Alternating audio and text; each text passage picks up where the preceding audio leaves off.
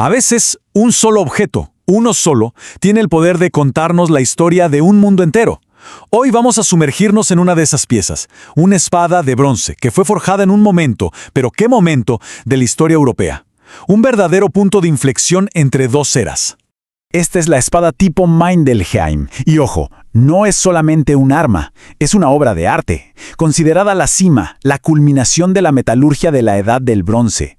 Pero lo increíble es que fue creada justo cuando una nueva tecnología, el hierro, estaba a punto de cambiarlo todo, para siempre. Es un objeto que está literalmente atrapado entre el pasado y el futuro. Así que esa es nuestra gran pregunta. Vamos a usar esta espada como una especie de llave para abrir la puerta a la historia de una civilización entera. La gente que la fabricó, cómo vivían, cómo luchaban y, bueno, ¿por qué desaparecieron? A ver, vamos a desglosar esto. Para entender su mundo, lo primero es entender la espada, así que vamos a analizarla pieza por pieza, porque cada detalle de su diseño nos va a contar un pedacito de una historia mucho más grande. A ver, fijémonos en la empuñadura. El pomo, la parte de arriba, a menudo era de marfil. Marfil, eso ya nos habla de comercio con África. Las incrustaciones eran de ámbar, que venía desde el Báltico. O sea, esto no es un arma local y ya. No, es un mapa. Un mapa de una red comercial inmensa, interconectada, que abarcaba continentes hace casi 3000 años. Ahora pasemos a la hoja. Esas crestas que la recorren no son solo un adorno, son un sello de maestría. Pero lo más importante, lo clave, está en la punta. Noten esa forma triangular y Roma. Muy diferente a otras espadas, ¿no? Y aquí está el punto crucial. Esa punta Roma no servía para apuñalar. Esto lo cambia todo. No era un arma para la infantería, para un soldado en formación. No, estaba diseñada para cortar desde arriba, lo que nos dice algo revolucionario, la llegada de una nueva forma de guerra, una librada por jinetes de élite, a caballo. Bueno, la espada ya nos habló de comercio y de guerra. Ahora ampliemos un poco la mirada. ¿Quiénes eran las personas que crearon esta maravilla tecnológica? Para eso, tenemos que viajar a los Alpes austriacos. Este lugar es Salzburg. Literalmente significa montaña de sal. Y es que aquí, en el corazón de esta montaña, estaba la fuente de la increíble riqueza de este pueblo, la sal. Hoy vemos la sal como algo común y barato, pero en aquel entonces era oro blanco. Era la única forma de preservar la comida para el invierno. Quien controlaba la sal, controlaba una de las materias primas más valiosas de la época. Y esta gente la extraía a escala industrial.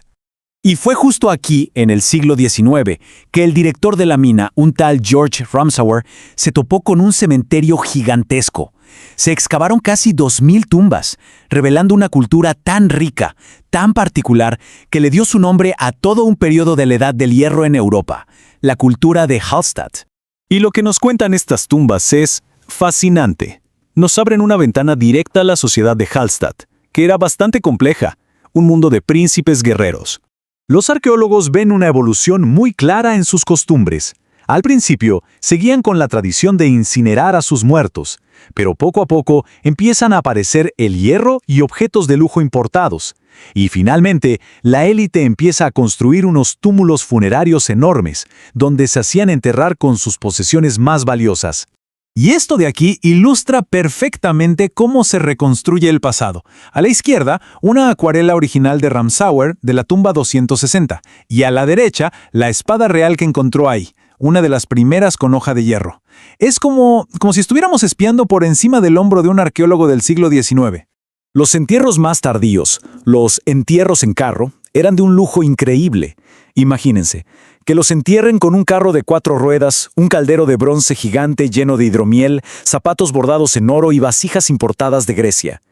Esto ya no es solo riqueza, es una declaración de poder, de una aristocracia guerrera que dominaba Europa central.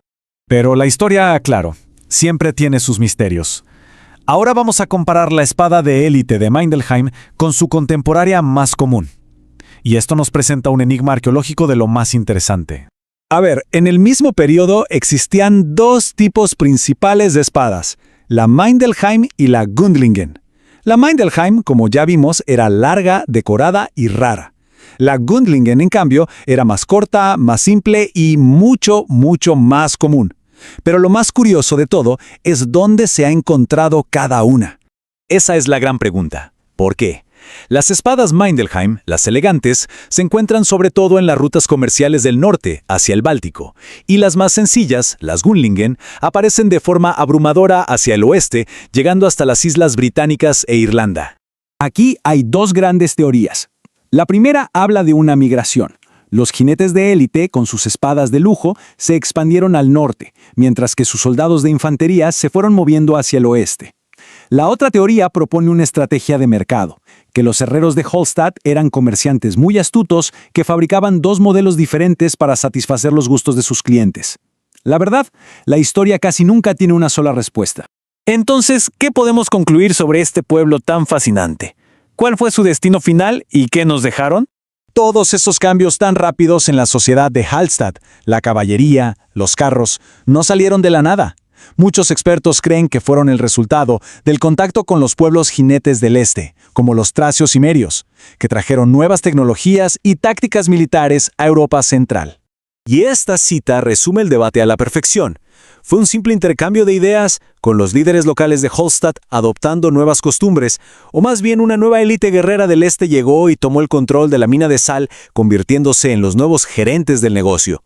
Finalmente, alrededor del siglo V a.C., las grandes fortalezas de Hallstatt fueron abandonadas. Su cultura no desapareció del todo, sino que se transformó. Evolucionó hacia la siguiente gran fase de la Edad del Hierro europea, la cultura del Atene, a quienes la historia conocería como los celtas. Y esto nos lleva a una última reflexión. La historia de la espada de Mindelheim y del pueblo de Hallstatt no es una simple curiosidad del pasado. Nos muestra cómo la innovación tecnológica, las redes comerciales globales y el conflicto han sido el motor de la civilización durante milenios. Es un recordatorio de que las raíces de nuestro mundo actual, con su propia tecnología disruptiva y sus redes interconectadas, son mucho más profundas y más complejas de lo que a veces imaginamos.